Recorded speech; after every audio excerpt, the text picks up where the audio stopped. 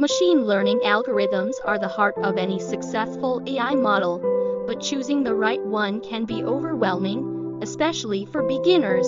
In this video, we'll guide you through some key techniques to help you understand how to choose, test, and implement machine learning algorithms for your projects.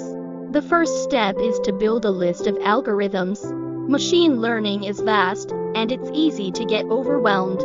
Start by keeping track of every algorithm you learn about, noting down important details like the type of problems they solve and how they perform. The best way to learn about algorithms is by researching how they work and what types of data they're best suited for.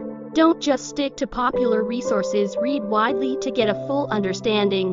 When learning about a new algorithm, create your own description based on how you understand it.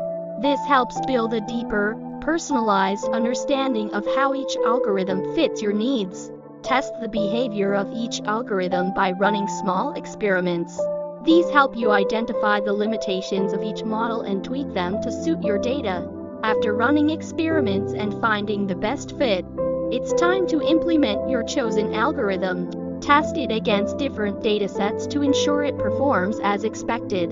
By following these steps, you'll be able to navigate the complex world of machine learning algorithms and confidently choose the right ones for your projects.